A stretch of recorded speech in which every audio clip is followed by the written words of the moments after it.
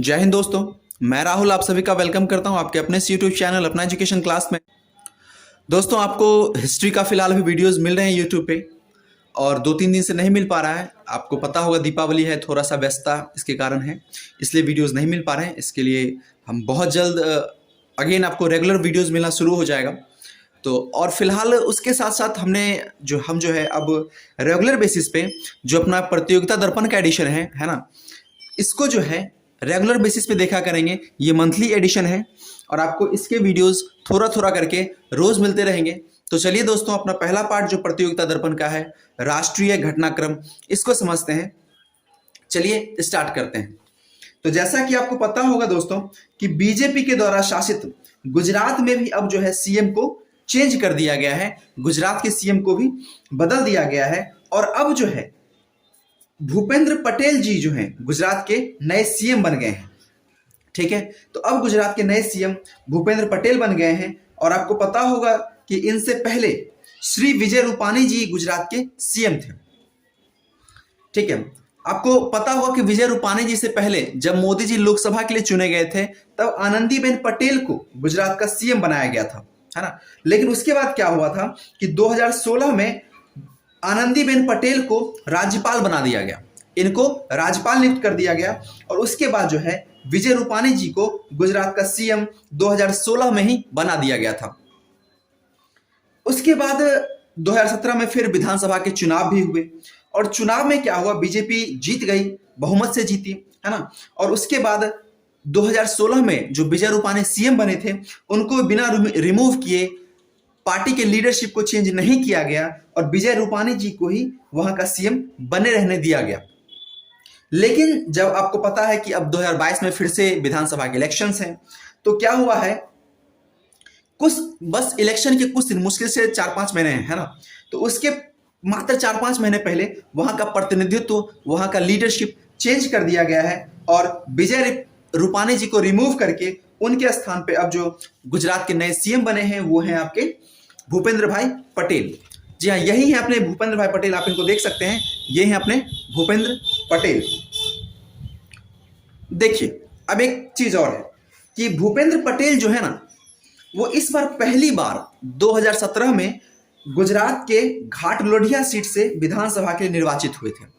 तो ऐसा नहीं है कि ये बहुत बार विधायक रह चुके हैं, ऐसा भी नहीं है।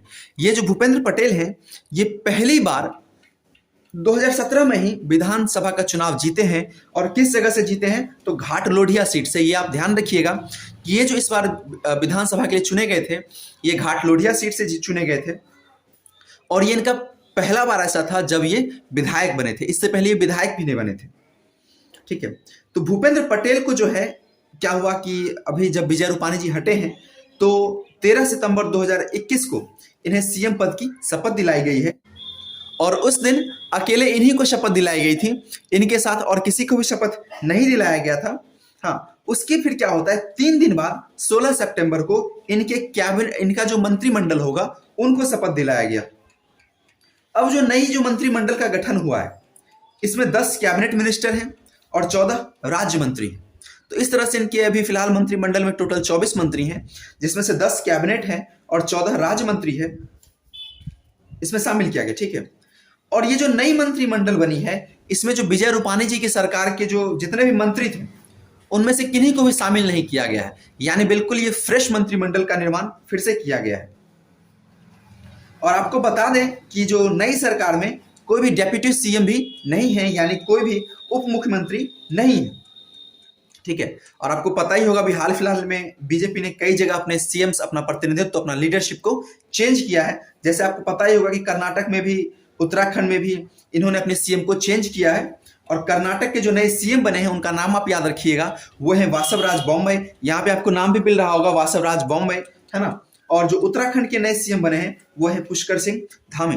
तो दोस्तों, इसमें आपको कुछ चीज जो याद रखना है कि भूपेंद्र पटेल जी 2017 में पहली बार विधानसभा का चुनाव जीते हैं और विधायक बने हैं और इनको सीएम बना दिया गया है विजय रूपाणी जी के जगह पे।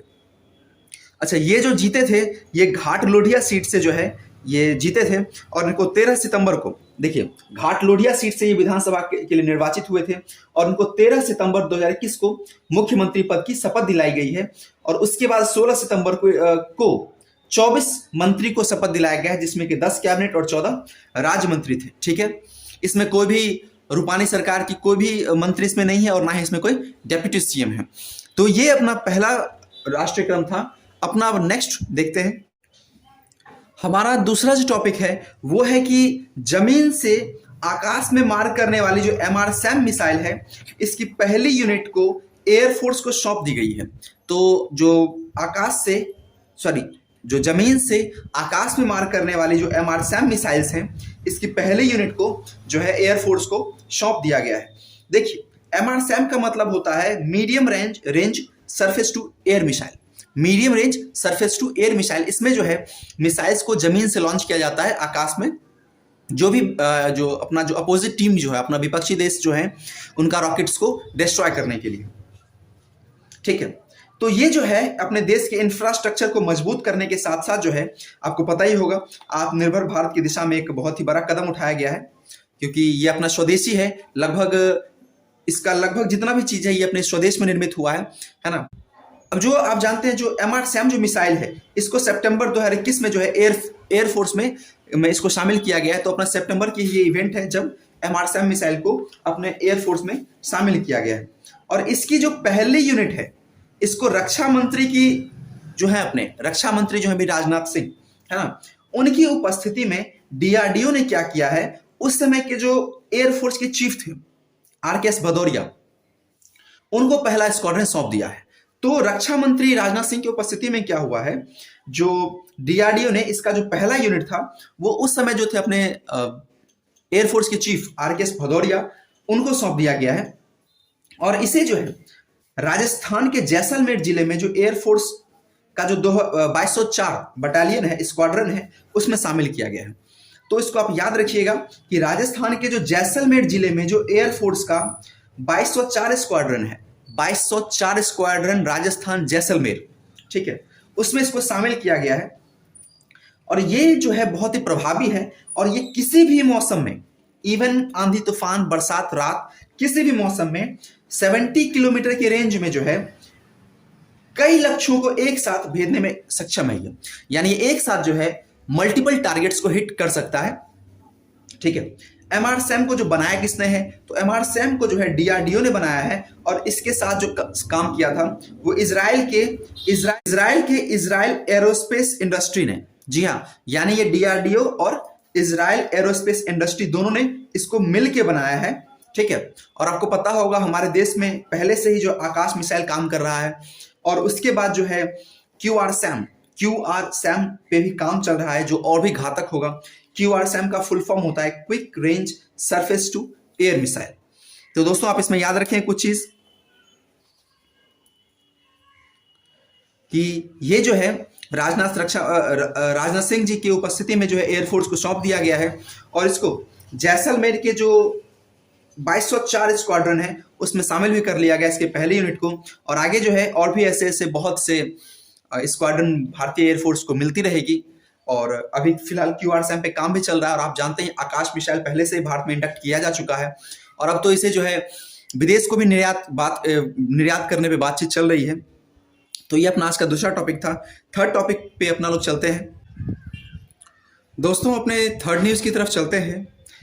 वो है कि जैसा कि आपको पता होगा कि आज से कुछ दिन पहले जो है आयुष्मान भारत प्रधानमंत्री जन आरोग्य योजना का तीसरा वर्षगांठ मनाया गया है। कौन सी योजना?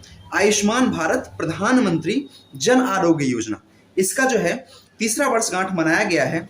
और क्या हुआ कि इसी अवसर पे जो है 27 सितंबर 2021 को एक नई योजना जो है पीएम मोदी जी के द्वारा शुरू की गई है, और इसका नाम रखा गया है आयुष्मान भारत डिजिटल मिशन। जी हाँ, इस मिशन का नाम रखा गया है आयुष्मान भारत डिजिटल मिशन।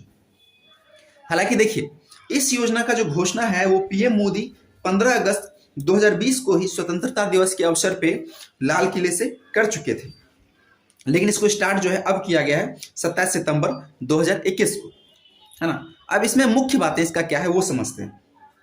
तो देखिए, इस मिशन के तहत क्या है कि देश के जो जितने भी नागरिक हैं, देश के हर नागरिक को एक डिजिटल हेल्थ कार्ड जो है दिया जाएगा, जिसमें उस व्यक्ति जो है जिसको मतलब जो ये कार्ड दिया जाएगा उस व्यक्ति का स्वास्थ्य रिकॉर्ड डिजिटली रूप से सुरक्षित रखा जाएगा।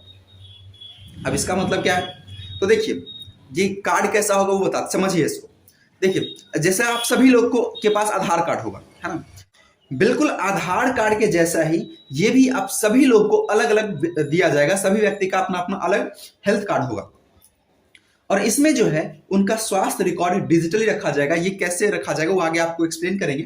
अब देखिए, आपके आधार कार्ड पे टोटल 12 डिजिट्स होते हैं, इस पे जो है 14 डिजिट्स होंगे। इस बात को आप ध्यान रखिएगा, है ना? एक्सपर्ट्स ऐसा मानते हैं कि ये जो मिशन है ये स्वास्थ्य के क्षेत्र में एक बहुत ही बड़ी क्रांति भी ला सकती है और एक बहुत बड़ा गेम चेंजर ये साबित हो सकता है ना? तो स्वास्थ्य के क्षेत्र में एक बहुत ही अच्छा कदम उठाया गया है हमारे देश के पीएम के द्वारा।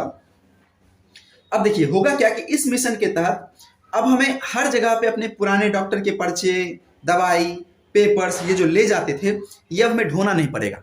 होता क्या था, जैसे मान लीजिए कोई गहरी बीमारी होगी तो एक डॉक्टर क्या करता था, हमें दूसरे के पास रेफर कर देता था और हमें अपना वो सारा दवा, पर्चा, पेपर जो भी है सारा रिकॉर्ड्स लेके जाना पड़ता था। एक में मिसिंग हो जाता था तो काफी दिक्कत होता था। अब क्या किया गया है, आपको जो ये कार्ड दिया जाएगा, इस कार्ड को समय समय पर उसी समय इंस्टेंटली अपडेट किया जाएगा कि आपको कौन सा इलाज चल रहा है, आप कौन सी दवाई दी गई, किस समय कौन सी दवाई दी गई, है ना? ये सभी जो है आप वो डॉक्टर अपने सिस्टम में हर मिनट अपडेट करते रहेंगे और जब आप किसी दूसरे डॉक्टर के पास जाइएगा तो आपको उस समय दिक्कत नहीं होगा, कोई पेपर ये सब दवा लेके जाने की जरूरत नहीं पड़ेगी। और वो डॉक्टर क्या करेगा, आपका ये हेल्थ कार्ड लेगा, हेल्थ आईडी कार्ड, और उसका जो 14 डिजिट का नंबर होगा उसको अपने सिस्टम में एंटर करेगा और आपकी जितनी भी हिस्ट्री है पूरा पास्ट से लेके अभी तक, जो भी आपको मेडिसिन बीमारी हुई है, जो भी आपको दवा दिया गया है, कौन दवा ज्यादा शूट किया था, कौन दवा कम शूट किया था, ये सारे हिस्ट्री उसके सामने खुल के चले आएंगे। तो एक शब्द में यदि हम कहें तो इसमें जो है हेल्थ का सारा रिकॉर्ड डिजिटली रखा जाएगा। ठीक है, हेल्थ का जितना भी रिकॉर्ड है वो सारा इसमें डिजिटली रखा जाएगा और इसी योजना के तहत जो है रोगियों को डिजिटली डॉक्टर्स भी प्रोवाइड कराए जाएंगे उनसे, ताकि ये लोग सलाह ले सके, है ना? तो आज के लिए बस इतना ही है, 3 पॉइंट्स। बाकी फिर आपको कल और भी इसके बहुत सारे पॉइंट्स मिलेंगे। तो तब तक के लिए आप अपने इस चैनल को शेयर करें, लाइक करें और सब्सक्राइब बिल्कुल करें, क्योंकि इसमें आपको फुल एक्सप्लेन्ड जो जितना इंपॉर्टेंट कंटेंट है वो सभी आपको रेगुलर बेसिस पे दिए जाएंगे। तो फिर मिलते हैं हम लोग अपने अगले वीडियो में, तब तक के लिए जय।